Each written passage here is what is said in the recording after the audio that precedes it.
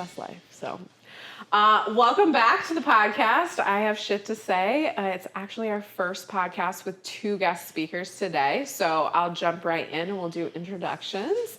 We have Barbi and Becca. Ooh, the 2 B's. I do kind of love that. You didn't plan that. B and B. Yeah. We're gonna talk about community today. Here come the 2 B's? Yeah, the 2 B's. All the B's. I'm here for it. It's a powerful. We'll reclaim the B's.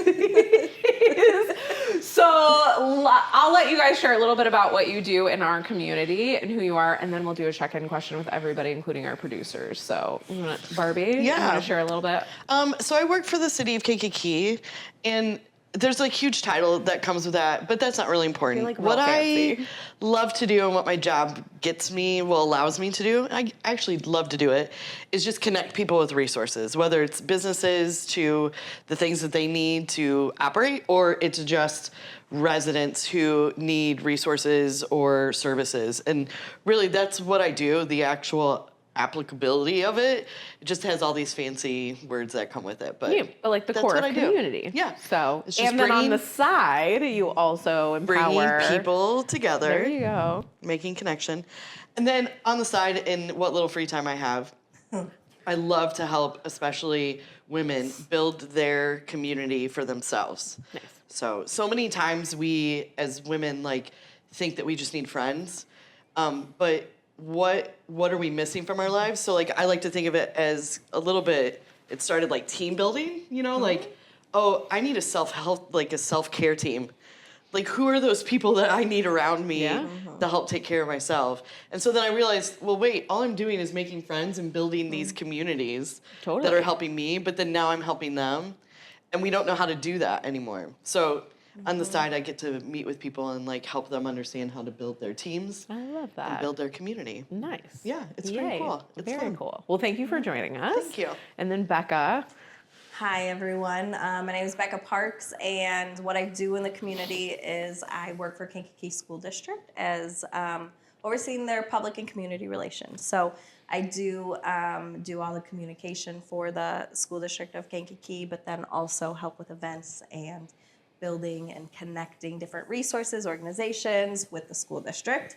Then on the side, I do, with Rise and Thrive, put on events and helping bring together community people, whether that be male or female, with different things to, again, find ways to have people come together to enjoy similar things, but also meet different people too. And then in her free time, she runs a social justice book club. Yes, and then in my free time, I run a social justice book club that is at its max. But yes, we do that on Tuesday nights, and it has been a wonderful thing to see grow. So women that are full up in their schedules. Yes. So kind of a quick check-in question, because we always like to have a wild one, is what is an unhinged or wild note you have on your phone? Either of one of you want to share, or should we throw it over to Brian? Brian, we'll let you start. Sure, I can start. Producer Brian. Hello, everybody. It's producer Brian. I have a lot of notes on my phone, and the one that just kind of popped out to me, it's not unhinged at all. It's actually, I think, very sweet. I've known Barbi for a long time, and I don't think I send you a Christmas card every year, but I send you a card or something. And this one was labeled Christmas Card to Barbi, and it was from 2023. Oh! So it's got... You saved it. I saved it. That. I love good friends. It says, this has been a difficult professional year for me. Saying I appreciate your friendship doesn't quite capture how I feel about our relationship. I was dealing with some dark times, and you helped guide me in such a gentle and meaningful way. Your authenticity, positivity, and elegance is inspiring.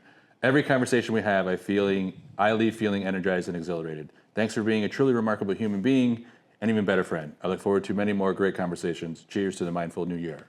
Aww. That is not was Our audience is tearing up. Well, I that love was raw and just... It's so good. Also exactly why you're here to talk about community. Yes, that's great. Barbie, Thank you so much. Barbie, when I think of appreciate the love. a community builder, Barbie's always the first person that comes to mind. Okay, I love this. So Thanks for the flowers. Aww, all the good stuff. Okay, well, who wants to share after that? Anybody?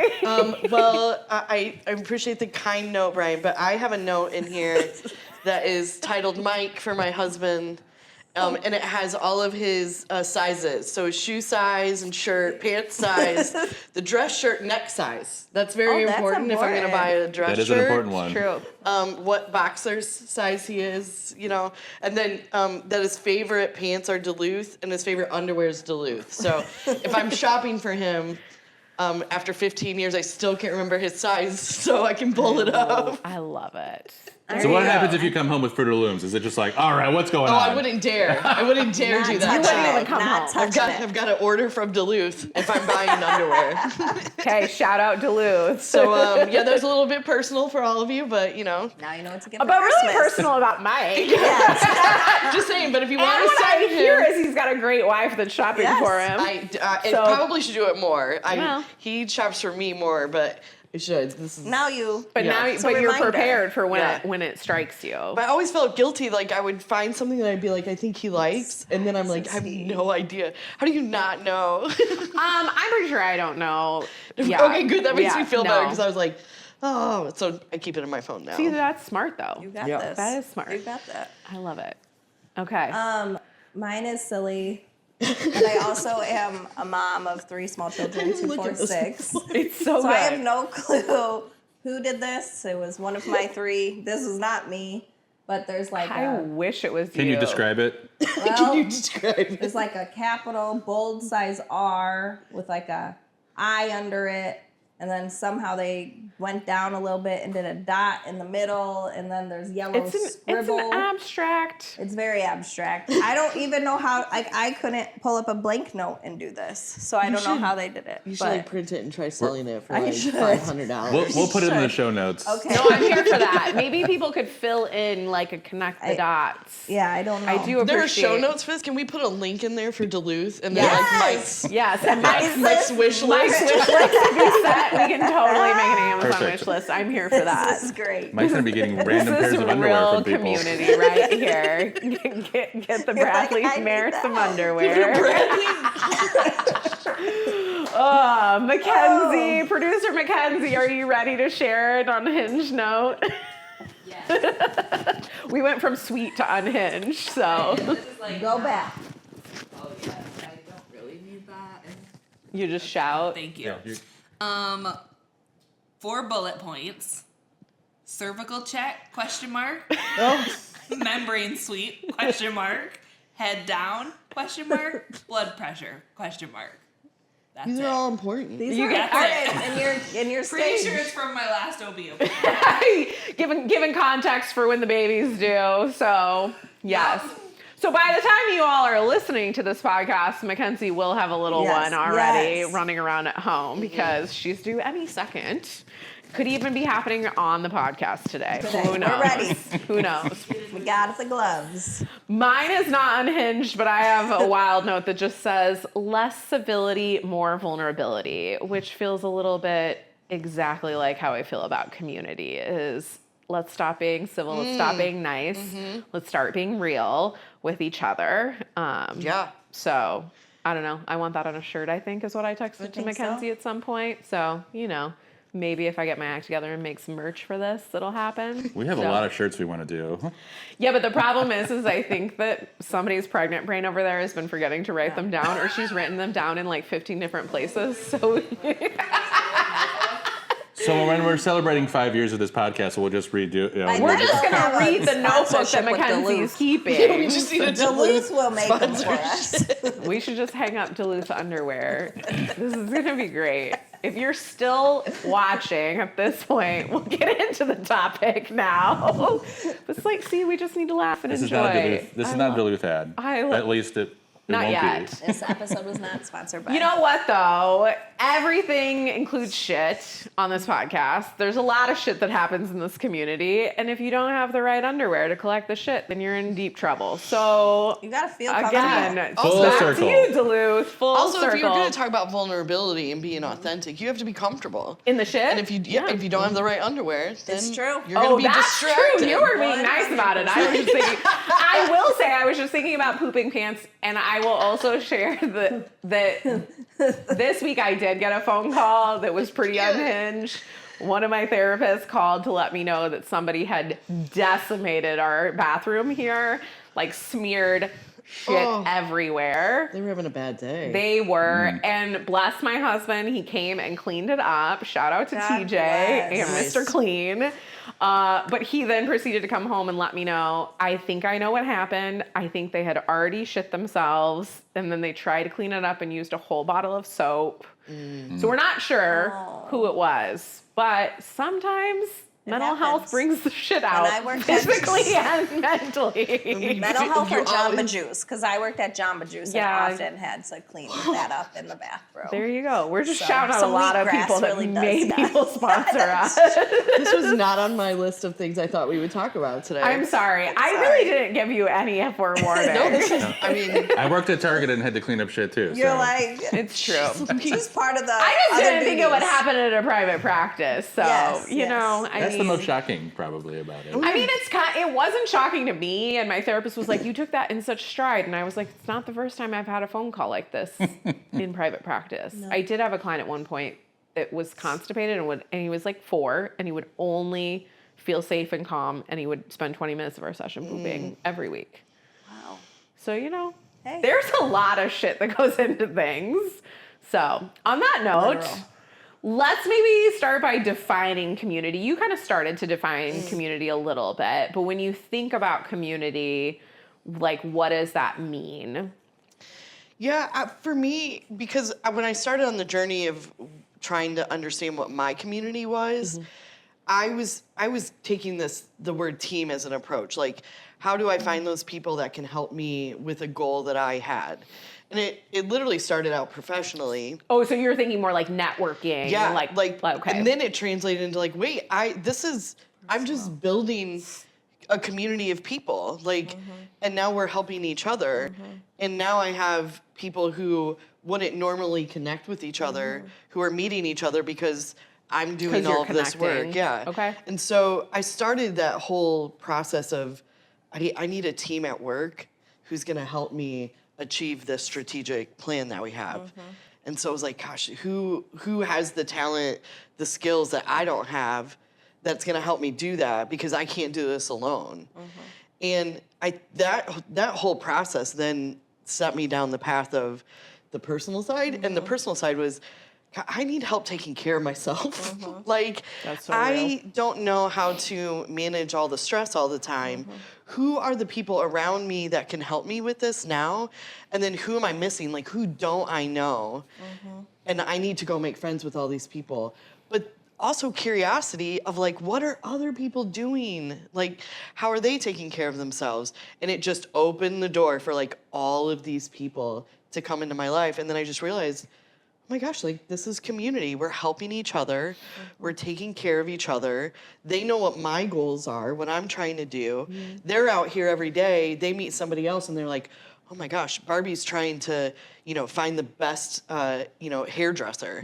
I just met her. Let me like connect. connect them and maybe this will work. And so that was literally how community kind of came up to, in my own personal connection.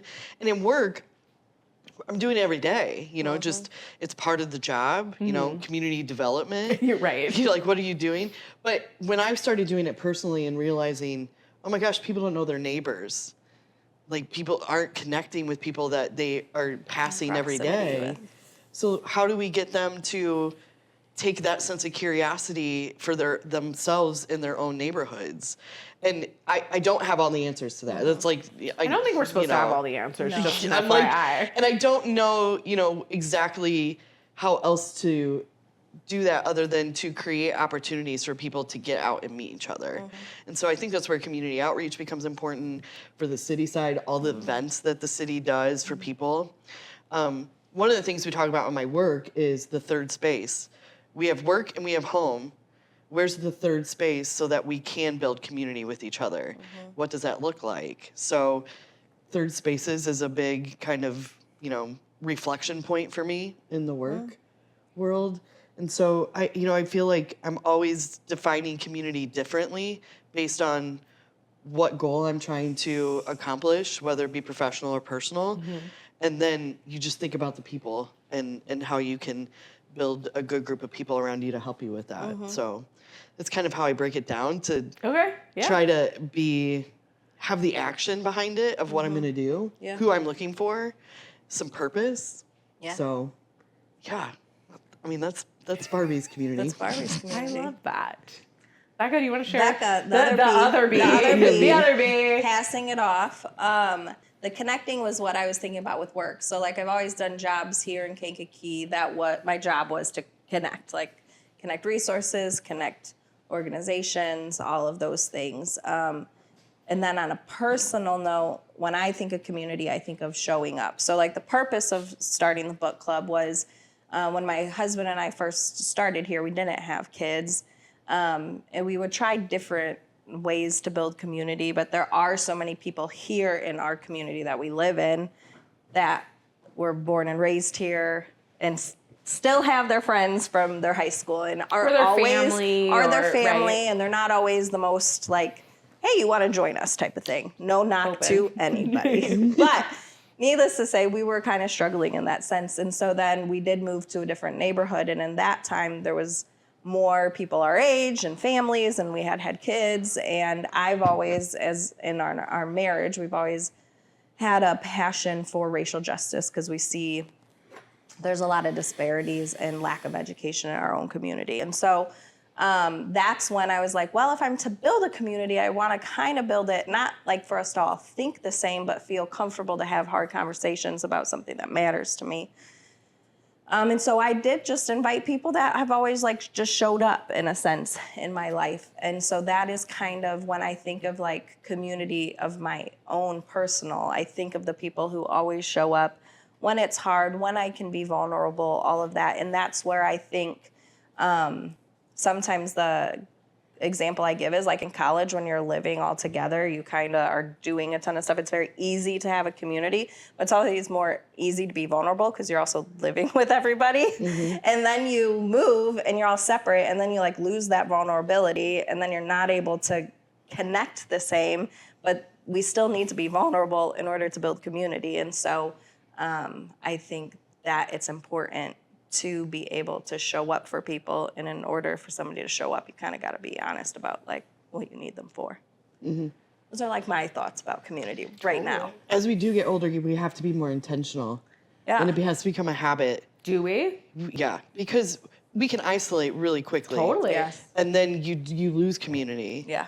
Well, and so I think that brings up an interesting question. As you guys are talking, I'm like, there are plenty of people that maybe think we don't need community or that they can do most things in isolation or that they don't physically need community because they can exist in communities online. And I wonder what you guys' thoughts are on that topic. My We were going to get into the shit. Wow. So. My heart hurts when I hear that, only because of my personal experience of thinking I didn't need any more friends. And I had a really important moment, and it started in my career, of somebody who is a dear friend today, and I could not imagine her not being in my life. And she almost wasn't, because I said, I don't need another friend. I'm tired of all these people out here thinking that they know better than me. And I just, I've got my family, I've got enough people, I'm not doing this. And I limited myself. It was such a limiting belief. And I didn't understand at that time, and this was just 10 years ago, that people bring light into your life. And yes, you're going to have to do the boundaries, because I understand we can get into the whole, there are other people who don't. We have a podcast on that, so they can reference that one. No worries. Good. But all good things that have happened for me have been because of a person who's brought a resource, an opportunity, even down to money or, helping me get a new car. It all came from somebody who knew something that I didn't know. And so that limiting belief of like, I don't need more friends, I don't need another community, I'm fine where I'm at. It was such a moment at that time with this other person that really opened the door for me professionally. I was like, I almost missed this. Because I thought we were in competition. I thought, they were better than me. There was some jealousy. There was resentment. There was so many emotions. And once I understood the emotions I was feeling and becoming a little bit more intelligent about it, I was like, oh, this is cutting me off from like all these people. And I'm isolating myself. I'm spending time at home trying to recover from the stress of the day when some of these people can help me, get rid of the stress of the day by listening because they understand. And when I started doing that, which is so hard because I get it, you like have to open yourself up. You do have to start trusting. But man, the world changed. It just shifted. I would not be the person I am today if I stayed isolated and thought my 300 friends on Facebook and Instagram were the way to go. That if I need them, I'll just DM them, and then that's the transaction that we'll have. That's my community, and I was hurting, and I didn't know it at the time. Deeply lonely, and I didn't even understand that kind of loneliness. And people wouldn't know that, right? Because I'm at every ribbon cutting. Every dinner, every event, she's got community, she's got friends, she's loved. Everybody knows her. That's not how it felt, and I didn't, and it changed my life. And so it hurts me when people are like, yeah, I have friends on social media, and they don't think that they need more friends or they need more connections. Or they're like, I'm good where I'm at. Yeah. Or, okay. I'm like, oh my gosh, you are one person away from like something amazing. That's how I feel about it. So. And I think that's part of so the work we do, we're with people all the time. And I can say for myself, I don't know about you, but I'm an extrovert and by trade, by who I am. So it comes natural to do that. But then you do get exhausted by people. So it's so easy to isolate when you're like, I've been with people and talking with people all day. But then what I've had to do in the past few years is realize what of those people feed me life. So all the people that you network and connect with and have community with and work don't have to be your people. Yeah. And realizing how to kind of create that boundary and when that time of need for isolation is because you've just been over peopled and you're like, I can't talk to another person. But also realizing, oh, this is what I'm feeling. Which of my friends or family do I need to connect with so that I feel re-energized with? But I think so often people think because you're working with somebody or you're in the same community, you have to be buddy and they have to be your person and all of that. And I think that's not how it needs to be whatsoever because we're all very different. Yeah. We all can, agree to disagree and that type of thing. But I think the thing of that person might be for you, but that's not who gives me life type of thing. Yeah. People give you energy, or people are shitty. Well, right. So there's kind of the three, right? There's people that are energy vampires that suck you dry, or there's people that give you life and you leave energized, kind of like Brian's note to you that you did for him. Yeah. But I also think there are people that sometimes are neutral, where you're just like, oh, that happened. Okay, I'm not better or worse from that.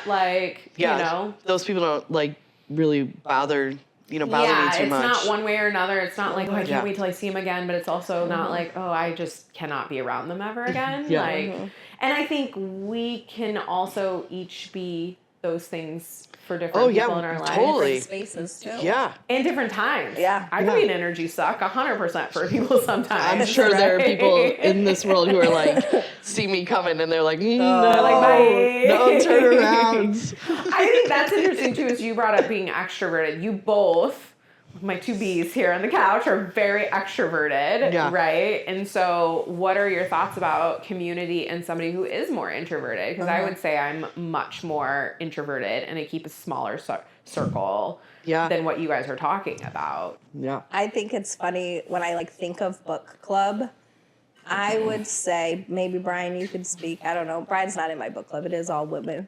But I would say it is mostly introverted women that have joined it. There are a few, but I would say many of them are introverted, but I think it's because the space that was created by an extrovert is safe in a sense. And so I do think introverts want that, but they need to be able to feel safe. But I also found for myself, this is something I've realized about myself. My husband and I are very different. He's introverted, I'm extroverted.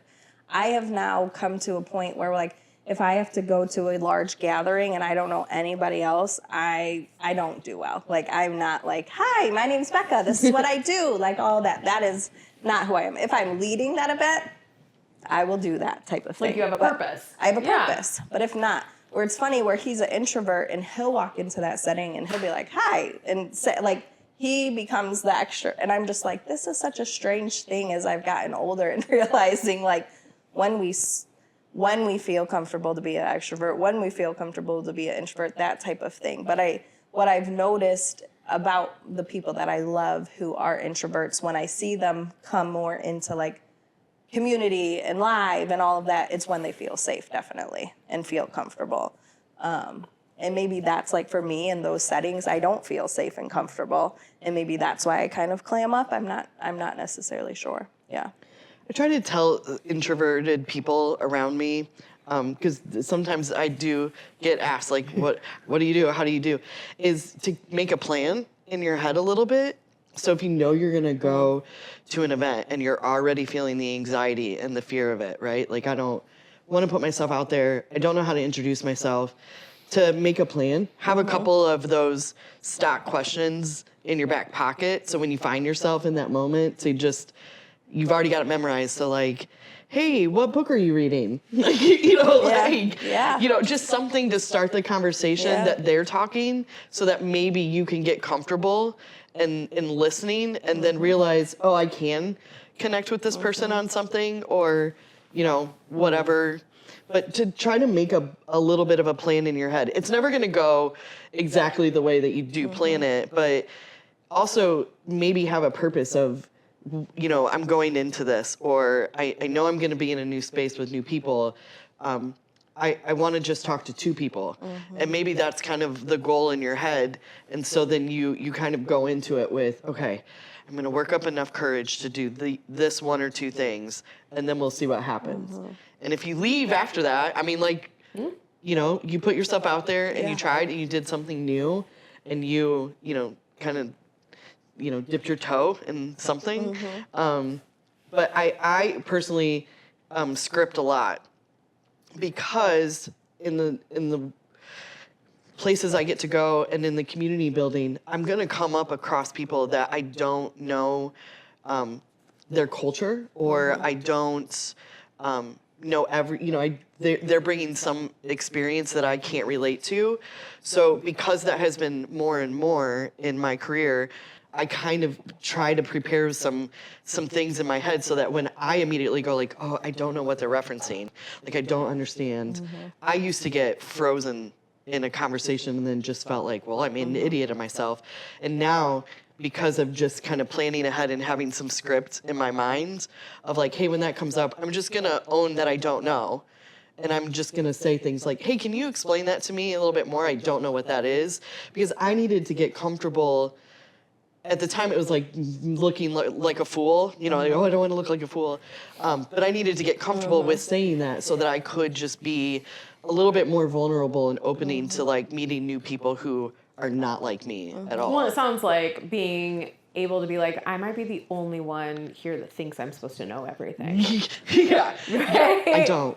No. But I don't know that other people expect you to know all the things either. Well, but I think sometimes I put that expectation on myself. Right. And so, so that's one of the ways that I've kind of, especially, like, younger people coming up in the workforce today, or new people moving into the community, that you may not be an introvert, but you don't know how to approach new people. And so that's kind of always been my thing of, like, try to plan out some things in your head, set a goal, and then maybe just try to do that. And then it takes away a little bit of that anxiety that keeps us from trying to do that. So, and being comfortable in, like, who you are. Like, if you know this isn't comfortable for you, be like, you know what, it's not comfortable for me, but, like, I got this type of thing. Because I feel like when you're comfortable in who you are, no matter what setting you are, you can show, like, Yeah. Well, I think that brings up an interesting piece. It's like we're talking about community, but both of you continue to reference like knowing yourself, setting goals. Like you can't set goals if you don't know This yourself, is true. right? And so, like, sure, it's great to talk about community, and right, we really need to talk about how you know yourself. Yeah. And so I don't know thoughts about that, and because you're both referencing that. Well, I mean, I have therapy, so I like you're like, I have therapy.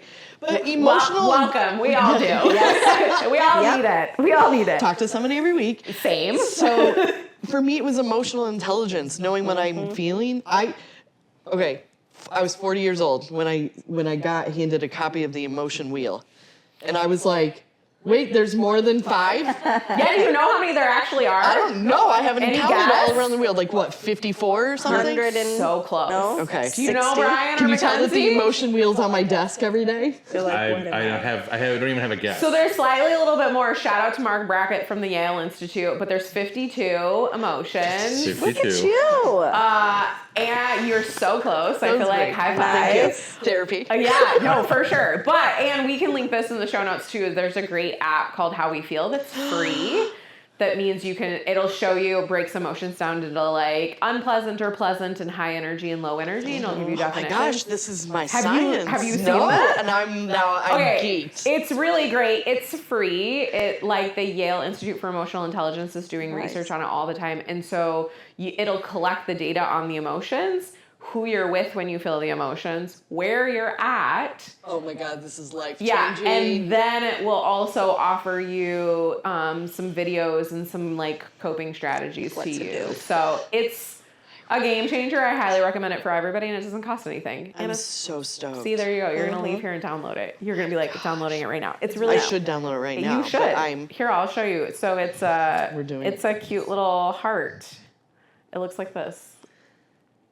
So it says how we feel for those. oh my gosh. Sponsored by Duluth and How We Feel. Really like shout out Mark Brackett This and is his amazing. team. So, but yeah, so even if you can't afford therapy or you can't access therapy, if you're interested in what Bonnie's saying about emotional intelligence, there is a way that you can start to like just figure out how you feel. And it's got all 52 in there. You click on them and there's definitions. I also have it set up. It'll alert me 3 times a day to check in. And then also you can share it with people. So you can Oh, this text is so people. great. So like we even have clients that occasionally will send us check-ins if they're having a rough day. So it can text your community. This is amazing. Can it text the people that make me feel shitty? That you have made me feel shitty today? It'll text whoever you put in it. Oh. So maybe try it out. But I do think that's an interesting concept to kind of get into too. That we'll circle back to this, but I do want to talk about when community becomes toxic. Yes. So be thinking about that. But yeah. Yeah, and I have a Barbie shit list. Can I put it in here? You can. And is that really going to help you? Oh no. I mean, I talk about revenge all the time. Mackenzie gets text messages from me all the This is time where I'm great. like, wouldn't it be great if this could happen? Then I'm like, I would really not feel I better. think I get them sometimes too. Yeah, the revenge text messages. Sometimes it's like an unsent rage letter, but it just shows up in a text message. I appreciate none of you reading those today for our unhinged. thanks. Maybe Oh, that's next. Unhinged text Text messages. messages There we from go. Megan. It Megan. needs to be from Megan. Yes. Just for Megan. Just from Megan. I feel like I could get down with that. No. No, you could probably read some wild ones. Anyway, but yeah, kind of to start back where we were talking, and then we'll get to the toxic part. But you're talking about like Knowing going to yourself. therapy, having emotional intelligence. Thank you, keeping me on Yes. track. You know, because No, because that's what I'm chewing on this and like thinking of. I think for myself, so I started doing community work in this community quite young. When I like had my first like leadership role that I was to build a program and all of that type of stuff. And I think like when I think back now, and something I appreciate that you've done for me is kind of in a sense help build my confidence in like what I'm good at. Like I'm good at building community. I'm good at bringing people. What'd you say? I'm like, oh my god, what did I do? I don't know what you're talking No, about. like I'm good at building community. I'm good at bringing people together. I'm good at connecting things. Like there's a reason why, and not saying that in an arrogant way whatsoever, Girl, own it. But that, like, learning to own it, but I think because I was so young when I started, I think I was 23 years old when I had that role. And I think of, like I, like, knew, obviously, I had this skill, but everybody was like, who does she think she is, type of thing. That I'm now at a point where, again, hopefully nobody thinks I'm arrogant or anything like that. If they do, it doesn't matter. That we'll get to that I know toxic who part I of community am. later. Yeah. But Yeah, circling back to what you knowing said. who I am, Yeah. I was like, no, I am Becca Parks. I am good at putting together a good event. I am good at building What do they a say? community. The haters make you famous. Yes, there you go. But like, I had to get to that point of knowing, like, I am good at that. Like, the honest truth is, when my husband and I got married, I thought of this book club, and it took 6 years into our marriage for me to put out the text of, hey, do you guys want to be a part of a book club? And I put it out when we were having our second child. I don't know why I didn't do it when we didn't have kids for 5 years. And so, but it took a little bit for me to feel confident that I could lead a racial justice book club. I could do these things. So it took that time for me to feel confident. And with that, I think that has definitely helped not only my career, but then also me to just feel comfortable in who I am and being able to say some of the things that maybe are a little bolder that in the past I might have been like, that might ruffle some feathers. But now I'm like, no, that needs to be said.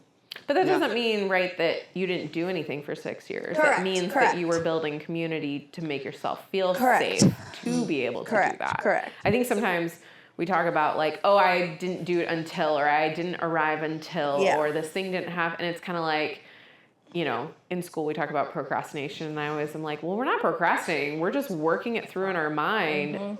And just because you weren't putting pen to paper, you weren't putting the text, like, doesn't mean you weren't doing things that got And you I was ready for studying that. our own community. Like, Totally. I'm not from here. I went to college in the community, but like, I had to really, you have to kind of study this community to get to know it, because it's nothing like the one I grew up in. And so in order for me to, like, build a community, I kind of had to feel out, like, this It's community. like you got to participate Yeah. Yes. and observe. Be like, I didn't love that. Yeah, find your people. Yeah. Totally. When we talking about emotional intelligence and going back to when I was talking about this colleague before, and I showed up in this, world and space with her with all of these feelings, and I didn't know that I had all these different feelings. I was just You angry. didn't have the app. I didn't. I didn't have the app. But I also didn't have Have the awareness. Also, I think didn't. too, as women, like, we're not often told that it is okay to feel jealous or rageful exactly. or like, Exactly. right? Which But- we'll have another podcast on that one because that's on my list. But It was just a moment when I got the emotion wheel and started looking at all of the emotions on there and realizing I'm not angry whenever we're together in this space, right? I'm feeling all these other weird, crazy emotions. And then I had to take personal responsibility for them and realize that I placed them on her. She has no idea. She had no idea, And the moment I owned what I was feeling and I could name it, the power got taken away. Not all the way, but the heaviness of all those, so that I could just talk. I could show up, I could have a conversation, we could collaborate together, we could start doing the work that we needed to do. And then slowly but surely, I was able to get to know this person and was like, oh my God, this is my person. Like, the real question is are you going to later text her and be like, I talked all about you on oh, this she knows. podcast. She will watch this podcast. She already knows. I love it. We have broken it down Yeah. so many times because there were things on her end too, but like, I mean, just understanding that I brought all of this stuff with me that was my own, and I needed to own that and take responsibility and understand what I'm bringing. And once I did that, I realized I'm bringing all this with me into every connection point with people, whether it's personal or work. I can't really show up and be myself. I'm not actually listening to them. I'm not actually having a conversation. And then I'm gonna ask them to, like, trust me. It was a lot. And when I really started understanding that I could take away some of that power and really be a little bit more present was when I understood what I was feeling. Right. And did healing work? Like you had to heal from I did. what caused you to bring that stuff to begin with. I did. Right? And it doesn't go away. No, it's not supposed to. Yeah, I mean, like, We are human. And if a therapist tells you it's supposed to, they're wrong. no, but I right? thought it, what, you know, most like, people do, it'll right? go They're away. like, can't I just be over this? Can't Yeah. I just get rid of this? Like, Yeah. no, that's not. Listen, we're riding the merry-go-round. Yeah. All the time. Yeah. Sometimes slower, sometimes faster. yeah, Yeah. yeah. It's kind of a shitstorm. It is. Part of that emotional wheel was also understanding I don't like this person. And it's okay. I don't need every person. No. They are You don't valuable need to everybody someone. like you. They are valuable to someone. Yeah. They are And they loved don't by have to be someone. valuable to me. That doesn't No. mean they're invaluable. No. It doesn't mean they're like have no worth. And like, right? Like Correct. not Yeah. all people have to be our people. Yeah. Correct. And I will be kind. I was gonna say mutual respect goes a long way. Yeah. I don't have to She love was like, somebody. Mutual respect, not kind. No, kindness is good, just not nice. Nice. We're not gonna be nice. Don't be nice. Don't be nice. I've learned this. Yeah, we don't fucking like nice. Because We nice don't is do. fake. Yes. Right? Like, and so that's the thing is like, I had you to don't, learn that. and you don't have, they don't have to be your people, right? I think that's interesting too, is usually when somebody's not, and I've had to think about this too, is like, just like, oh, I was just nice, is because I don't really like them, instead of just being like, I can be respectful to you. You're Correct. like, you're a human in this world Correct. trying to do your thing, Yeah. and it's okay that we don't. Yes. That is Get along. That is agree. the journey right now at 45 of not nice. You're doing it so understanding. Understanding. It's hard. But I think it's because I have a good community of older women, and there's something that has happened somewhere like with older women where they do not care. And I always thought it was funny when they would say things, Say and that? now I realize, like, no, oh. they've lost. They're not. Have They you don't ever care read about The being Subtle Art nice. of Not Giving a Fuck? It's because they ran out of fucks. Have you read this? No, but I do know this. Okay, yeah, it's like, yeah. I've said this Yeah, before. the blog is great. We'll link that one too. But it's basically the idea that you have only so many fucks to give in your We do. lifetime, and you give so many away early on really dumb things, right? And then by the end, like you have no fucks to give, right? Like if you're 80 and you're clipping coupons and you're holding up 15 people in line at the grocery store, you don't fucking care because you got your coupons. Like Yeah. no fucks left. Yeah. Yeah. I love hanging out with the older retired women who have gone before us, and they're in the community. They've got their own community. They do these things, and I love being invited. And then I'm sitting at the table like, oh my gosh, I want to be you can't guys wait. right now because they. But you can, right? I know, that's why I'm like, I'm on this journey Yes, of what not exactly. nice And it's like is. you can be kind. You don't have to be fake, right? Like you can Yeah. be honest. And like Yeah. I also think that they have this like generational wisdom that we lose touch with, where it's just like that's they've been what there, I'm done saying, that, yeah. they get it. Yeah, exactly. And I think, like, when you think of community, like, one of the biggest frustrations for myself is that, like, we keep doing the same thing and we're not changing. We think we're going to get different results. So we're going to get too. different results and we're not doing Insanity. anything, but nobody's then speaking up to say why the heck nothing is changing. Well, it's because we're doing this, or it's because Yeah. you two are acting nice instead of it's because it benefits all them. of that, correct? But then nothing changes. And so then that's what gets frustrating is like, no, you do have to reach a point where you have to speak up about those things, even if it makes somebody frustrated. And I will say the reason we don't speak up is because we feel uncomfortable about speaking up too, right? Yeah. It's just like at the end of the day, it is about power. It is Right. about who has the power and how Right. the power is being used. And, you know, I think that kind of brings up like at what point does community become toxic? Well, and you will have conflict.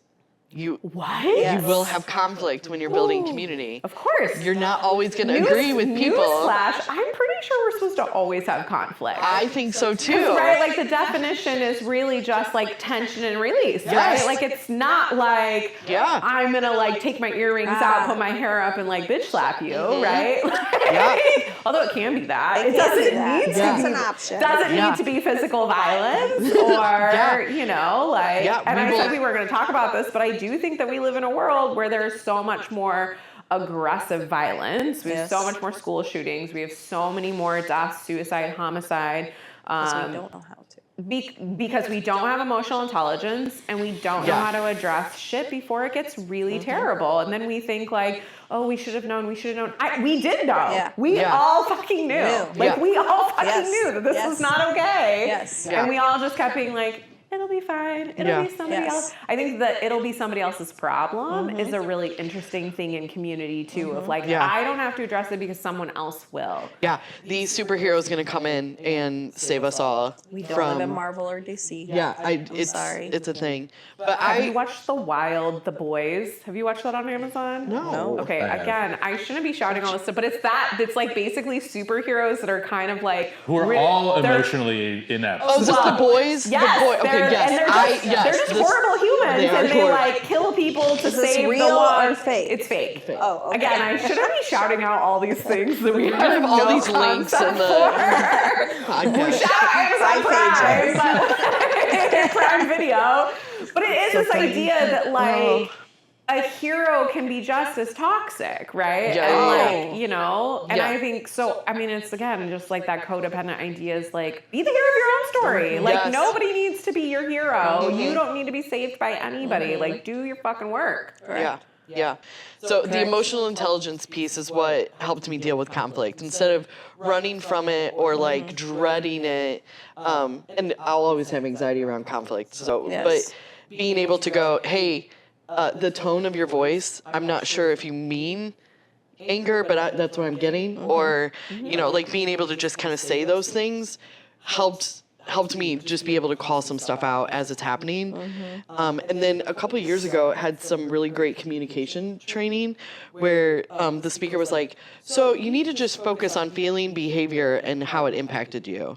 And then you need to go to that person and address it if you want to. But if you're going to accept it, whatever the conflict is, then you need to accept that, and that means you accepted it. Yeah. And acceptance Shit or means get off the pot, right? Yeah. Acceptance doesn't mean having a side conversation behind somebody's back or sending the Correct. vengeful text message or Correct. like, right? Like it's just like, this is what it is. Yep, you've accepted it and you've moved on. And it may mean that you don't have a relationship with that person or whatever boundary you set in place, but you accepted it. But if you're going to go confront someone, you know, focusing on what your feeling is and the behavior that they did, and then the impact to your life or circumstance, I have found that has been super helpful. Once I was able to go like, oh, I'm going to focus on behavior. I'm focusing on the feeling and how it, you know, impacted me. Sometimes it's like you took 2 hours of my day because of this, and it made me feel so resentful. Like that's a whole different conversation now.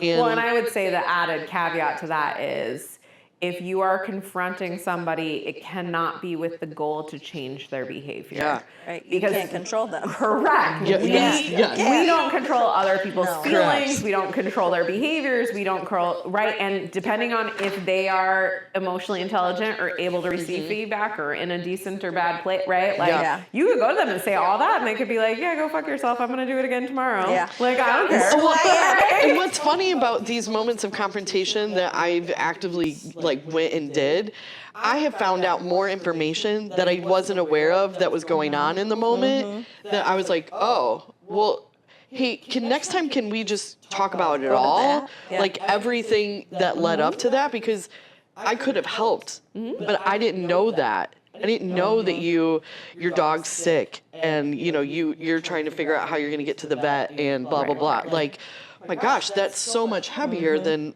what just happened, but I didn't know that. Well, and that required the other person to be vulnerable. Like, I love that you're saying, like, I'm in these spaces where I can be vulnerable, share my thing, and then they can give me more context. Yeah. I will say, like, for listeners, I am a very confrontational person. Becca knows this about me. And, like, have over the years learned to be kind and not aggressive with it. But I have had experiences where I'm having these conversations and they're just kind of like... Yeah, because they probably don't know. Well, not even because they don't know, because they're just like, nah, I'm in it and I don't give a fuck, right? Like, so that I think there are those pieces where I truly want to say to our listeners too, that like, you can go to somebody with that, but if the intention is to change their behavior, you potentially will be really let down. Or if their behavior does change, then you're learning to be in this weirdly codependent friendship or partnership or professional relationship, right? because then you think, oh, I can get what I want and I can handle this thing and I control what they're doing and they've not done it anymore, right? So there's this really, whereas if I go in and I share this information and I'm like, I just want you to know this thing about me and you share this thing and you want me to know about you, and it's like this mutual respect, and then we move forward together or apart, whatever that looks like. It feels like that feels healing and very different than this either we're now besties and on the same page and we move through this really hard thing and we can't live without each other now, or you don't give a fuck about my feelings because you can't admit that you hurt me. And I recently had a really, really rough experience where I, like, on multiple occasions addressed this with somebody that I thought I was very close with, who absolutely just kind of looked at me and was just like, I don't know what you're talking about, and then continue to do these backdoor things, and then I would follow up again and be like, okay, here's what's happening. I don't know what you're talking about. I don't know what you're talking about. I don't know what you're talking about. And it was like, what the actual fuck, right? And I think there are those pieces where it starts to be like, that personal individual journey, right? Like, I'm clearly still not over it. Like, it's very, very recent, but it is those moments where it's like, I am eventually going to have to get off the pot, right? Because there's no more conversation, there's no more confrontation that I can have in this vein, because they are not open to it, right? And I think that's a really hard thing to read of other people too, is like, are they open and ready and willing to have conversations? And then accepting that person isn't considering you at all. Totally. So That's a part of knowing yourself. now we're going to set a, well, yeah, line then in it's the kind of like, sand okay, well, so like, right, how do you make space for somebody to leave your community? Well, and that's a good point, because even in the it's okay, and that part is okay. I think that we evolve as people too, and the more that I've been able to benefit from my own therapy and this own emotional intelligence work, the more that I've understood that those people can't be a part of the next part of where I'm trying to go. Totally. And I wish them well, but After we send the vengeful text message. I haven't done that. You're a better person than I am. Just let them go. They're gonna go on their own journey. It's a beautiful relief thing. I feel better after they're gone. Right. It is those pieces. But sometimes they still are in your actual community, and that can be hard. Yeah. So like, they're your community, and then Or they're they're still in your connected to community. your community. And I think that's really hard too. And you have to. I just had somebody who was in my community, and then a silly thing where they wouldn't even wave to me, that type of thing. And so I was just like, oh, but in the past I would have been like, okay, what do I need to do to? And I was like, well, okay, there's still feelings there. I'm over it. It is what it is. So you got to also be comfortable with feeling uncomfortable, and also like knowing who you are. Like, I know why that person is feeling the way they feel, but a lot of it was their own stuff and not what I did. It was just labeled with me. But again, that's part of knowing who you are and being okay with maybe that person. I have had people who that situation happened and they later on, 5 years later, apologized and was like, I'm so sorry, I didn't realize all of that. And they came back into my life, type of thing. But some people just come for a little bit and then they leave. And part of knowing yourself is being okay with like, hey, they're not a part of that circle anymore. Well, and we're going to be villains in other people's story. Yes. What? And we have to be comfortable. There are people, that I see regularly that I know are like, yeah, she's my villain in my story. And in their view, Interesting, because you talked about feeling like somebody else was a villain for you and having to do the work around that too. Yeah. and I get it from that person's perspective. I understand the situation, and I'm like, yeah, it would make sense that you would think that I am part of that. But in government work too, it happens all the time. And then you realize it's not me. You're really frustrated about the system, and you need the blame. And I get it. Well, I do think go with love. That is a really interesting perspective, as well as like, there is who we are as people, and there are roles and identities that we step into in our jobs, in professional organizations, right. So at one point, I was like the president of our Illinois Art Therapy Association. Lots of drama there, and I did not know what I was getting into. And then when people would have conversations, I would be like, what are you talking about? And it was like, oh, the generations of people that were the president of this association previous to me had done all of these things, right? Or I'm a boss now, right? So like as I'm interacting with my employees, I'm like, wait a minute, like, have you had these bad work experiences with bosses before? Because this isn't what I'm saying to you. Yeah. And like, no, in this last place. And I was like, okay. This so was like carried over. Yeah, and figuring out like what is identity centered and what is who I am personally. And like, how do I separate those, but also how do I like address those of like, is this me? Am I doing this thing in our relationship? Or is this all supervisors or all bosses or all part of the white system women, or all, you know, younger women you're talking about, or all this, or you know, I think we have so many different roles that it's also easy to be like, well, I'm a villain because of what I look like, or because of the job that I have, or because I work in mental health, or because I do, right? Like there's all these different things that it is interesting. There are like moments occasionally, and where I'm going to have somebody else on the podcast that I moderated a panel for, and he was like, therapists are the fucking worst. And then we got into it, and it was like, well, because a therapist did you really dirty. And then it was like, this is not how this is supposed to work. Yeah. Right? And like, at first I could have been like, oh, God. I think I said to Mackenzie, why am I in this space? Like, this doesn't feel right. But it was not because it was about me. It was because it was about mental health providers. Yeah. And so I think there are some interesting things to tease out about roles versus who you are. Yeah. Yeah. And you got to be able to process all of that, you know, like not just own it and take it, Well, and own but the parts that are think yours. it. Correct. Because, like, I'm a part of some of these roles or identities. Correct. And I bring my own shit to them, too. Yeah. Well, and personal responsibility is a whole nother podcast. What? You want to come back for that one? Yeah, sure do. We can talk about personal responsibility. I just don't think people understand that they're not doing it enough, you know? Well, so I think that's really interesting too, is also in thinking about community, as we talk all the time about how people don't take accountability. And recently I've heard somebody talk about how you can't force somebody to take accountability. You can set standards. And so I think that is really interesting, is like we can set standards for our community, which is like how you know who's in and who's out, right? Or who you're going to have conversations with or who you're not. But we can't make people have personal accountability or responsibility or, you know, we're not raising people to even know how to do that. I know, that's why it's like, where's that skill going to be taught? Where's that opportunity for people to learn about personal responsibility, explore it? I don't know. I don't have the answer for it, but I think that it is a pendulum that has swung because we have so much shame in our world. Okay, now shame. No, we're yeah, that's a whole. Did your skins just start crying? I was like, I think that's a whole. That's not the one. Is so deep, and I would say, like, from an epigenetic standpoint, right? So from like a generational, like our DNA is being changed and coded. That's a wild thing to shout on the podcast. Correct. Right now. I was like, that's another. We need That's a a scientist. 3-part one.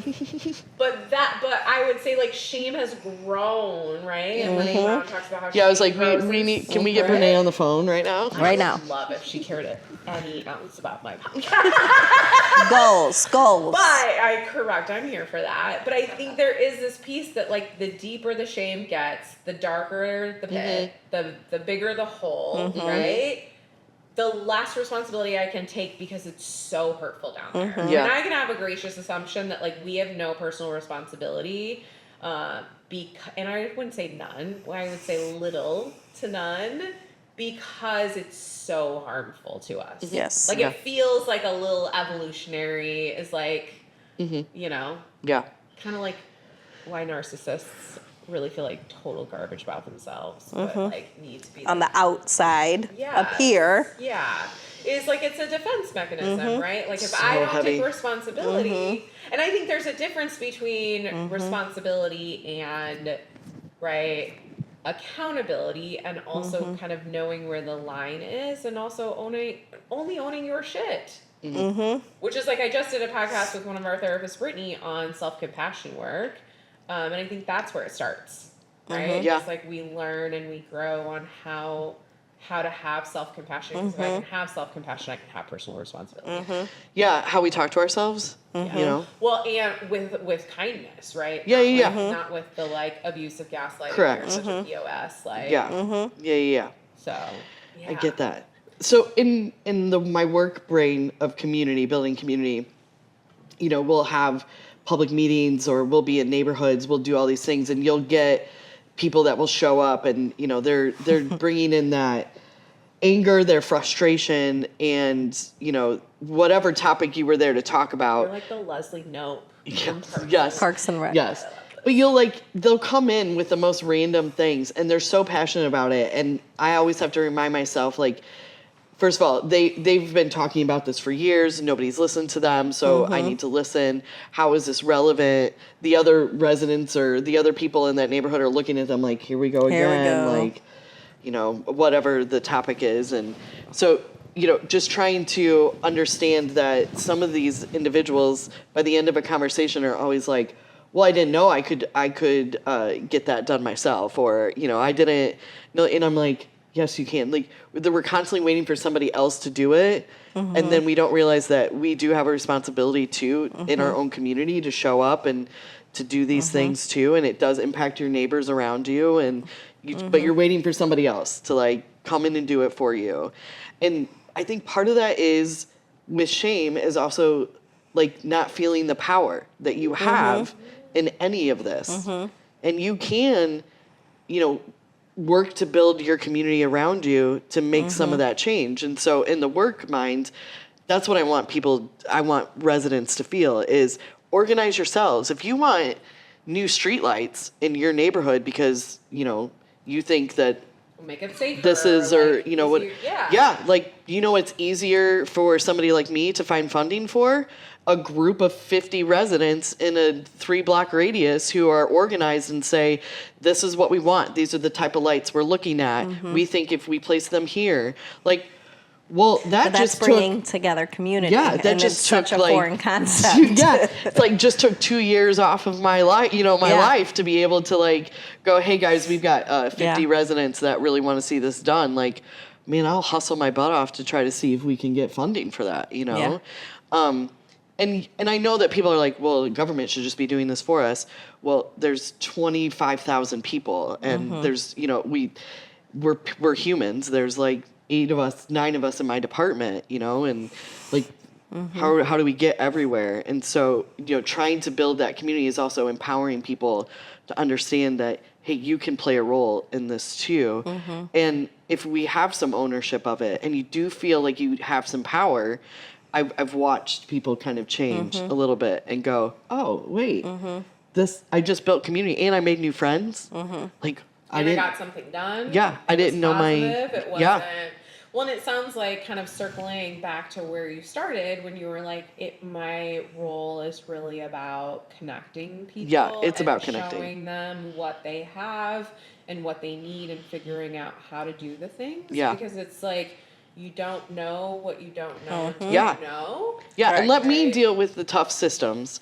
Like, I'm good at that. So, like, let's figure, you know, you want to start a garden in your, you know, neighborhood, we'll figure that out. And there's actively these things are happening. There are residents, you know, now who've organized themselves around passion projects, and, you know, they're doing it. And I'm watching the perception of where they live start to change. They've planted their own seeds and they don't even realize it. And I'm like, this is what we need more of, because when you feel like you have control and power in the place where you live, suddenly you're like, wait, what else can I do for my own personal life? Yeah. You know? And as they're meeting new people who are bringing in new thoughts, new ideas, new resources, I take great joy in watching people go like, wait, I could go to school for this? Like, or wait, we could start a business with this? And I love it. It is like fuel to watch people. Well, it makes more positive communities. Yes. We can have really negative communities, and kind of like thinking about how we wrap up our time today. I think maybe what is one thing, if people are listening, that they should take away that would help them build community that you want to share with them? Because there's so many nuggets that you both have shared. Yeah. And I think the takeaway, like what? Yeah, and I mean, just even kind of thinking about what you're saying is as you guys are thinking about a takeaway is what I'm also hearing is knowing your strengths and knowing your weaknesses and finding people that have strengths in areas that you have weaknesses, right? Because I am not the person that knows all the power dynamics and things like that, but I know other things. And so to be able to be connected with people that can connect those things is, right, your gifts are not everybody else's gifts. And so I think that was kind of my takeaway that I'm hearing from you two is knowing yourself, knowing your strengths and weaknesses, and then finding people whose strengths filled into your weaknesses, which also means that I have to get over that it's my weakness. Which for me is emotional intelligence. It just has been the thing that has helped me be more comfortable with people, more comfortable with myself, understanding I'm not good at this and it's okay, but I'm going to go meet 10 people who are amazing at it. And that's that's what I'm going to do. So I just think that emotional intelligence work and, it's therapy for me. So yeah, therapy. If you can't do that, the How We Feel app. Yeah, the How We Feel really app. Great. It's free. The emotion wheel is on my desk. Yep, it's underneath a Emotion stack of Wheel is paper, free but too, so it's like you'll one of get those things it. where it's like you have no excuse to not be working on knowing how you feel. yeah. Yes. And I recognize that I have a privilege in my life that allows me to have the awareness of these things. So I get it because there's so many other people that are in survival mode that just are like, what the hell are these people talking about, right? Like I can't even get what is an emotion wheel. So I recognize that, but I also was at that point in my life years ago. And so when I think about it, I'm like, man, I understand that I did not have the capacity for this. But once I got there, that whole emotional intelligence thing has just become door. Well, even when you don't have the capacity, it can be all unpleasant, low energy feelings. Check in all the But time. knowing And it's free, what- right? It's very free. So I mean, just if anybody's feeling like that out there, like just start with the emotion wheel, and I promise it'll blow your mind. There you Go with there. That's a great takeaway. I didn't go too deep into this, but my thing is ask for help. Like if you are That is deep. That's so I know, important. but it is. So like I think as a mom, I think as a young person, I think of all those things of why post college or post those stages, it's so hard to build a personal community. One of the things that I had to get comfortable with was asking for help. And I will say, like, because of that, like, even I think, like, I live on the best block of all of the town because I, like, literally 6 of my neighbors can text and be like, hey, I need an egg. Or I have 2 that I feel comfortable saying, hey, we need childcare. Like, I am just blessed, but had I not gotten comfortable to ask for help, I wouldn't have those people in my life. Yeah. Obviously, I got to know them before I asked certain things, but I think in building your personal community, especially as a mom, all of those type of things, that's the biggest takeaway for building your intimate community. Yeah. Well, let's say even That's such a further, good word. receiving. We can ask Yes. for things, but if we don't take it, Correct. right? Yes. Yeah. Correct. It's like Correct. sometimes it will be offered, but not in the way we Correct. want it or expect it. And Correct. So we're like, no, I'm good. No, I'm good. Yes, that. Yeah, it's hard. Definitely. That's a good one. I love Yeah. that. Brian, any final thoughts, takeaway? You have community. You matter.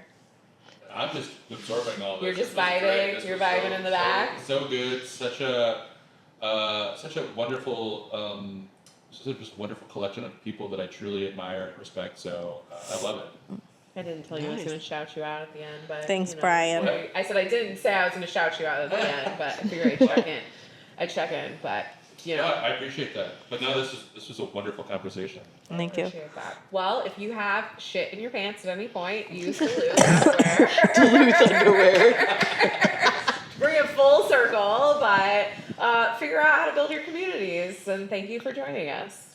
Thanks for having us. Yeah, it's fun. B&B will be walking around town. Yeah. B&B. Hitting the streets. We're in the streets. Building that community.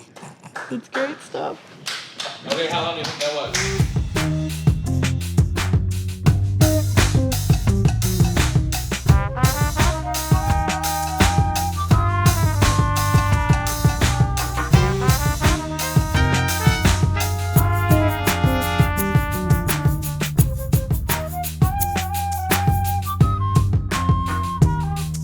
girl, hey.